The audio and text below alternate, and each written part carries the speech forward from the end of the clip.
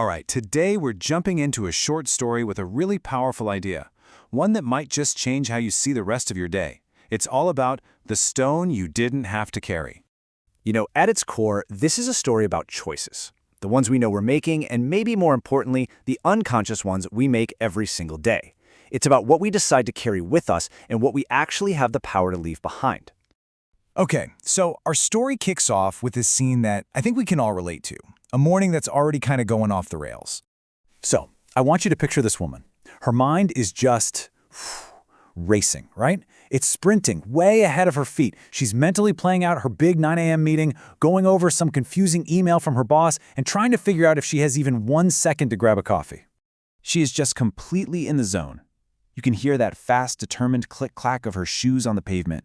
She's got a plan, she's got a rhythm, and nothing is supposed to get in her way. She's just pure momentum. And then, just like that, all that momentum comes to a screeching halt. A stone, sitting right there in her path, trips her up. Her toe takes the full hit, and she stumbles with this little gasp of pain and total surprise.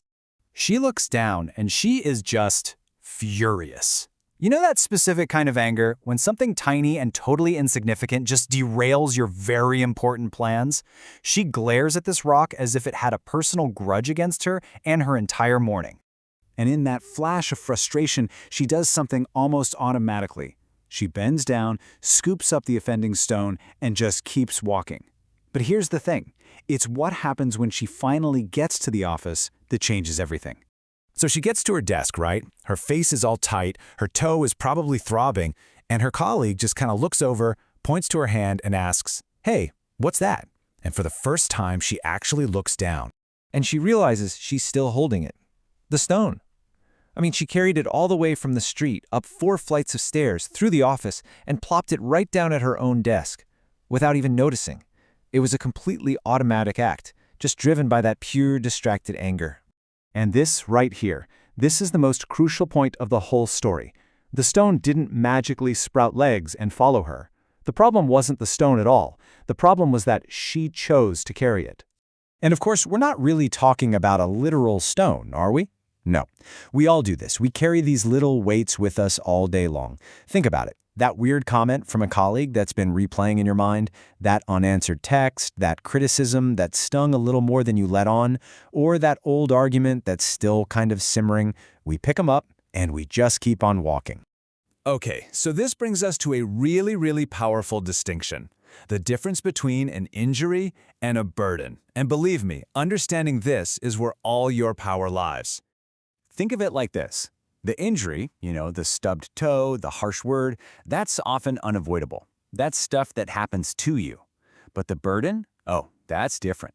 That's a choice. That's picking up the stone. That's what you do next. But the thing is, this moment of choice, it happens in a split second. It's this tiny, almost invisible space between the initial sting and how we react. And, most of us have never been taught to even look for it. So we just react on autopilot, and we pick up the stone. Every single time. So what does it actually look like to make a different choice, right? What does it really mean to consciously put the stone down? Okay, so putting the stone down isn't about pretending. It's not about saying, "Oh, that didn't hurt," or "that was fine." It's actually the opposite. It's about acknowledging the pain, really feeling it, and then making a conscious decision. You hurt me, and you are not coming with me for the rest of my day. You're not coming to my next meeting. You're not coming to my dinner table tonight. And let's be super clear about this. This is not weakness. It's not giving up.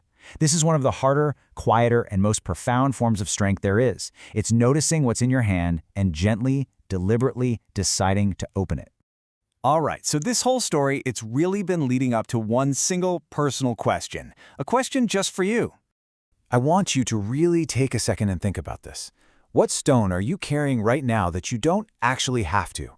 What grievance, what replayed conversation, what old hurt are you clenching in your hand right now? I'm not talking about your real responsibilities or commitments. I mean the unnecessary weight. What is it? Let's go back to our woman one last time. She looks at the stone in her hand, she walks over to her office window, she opens it, and she just places the stone on the ledge outside. There's no big drama, no anger. Just a quiet, deliberate release. And she turns back to her desk. And for the first time since she left her house that morning, her hands are empty.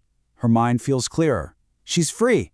She's actually ready for her meeting, ready for her day, because she's not burdened by something that happened blocks and blocks ago. So this is your reminder. Whatever stone it is you might be carrying, whatever its weight, whatever its shape, you are always allowed to put it down.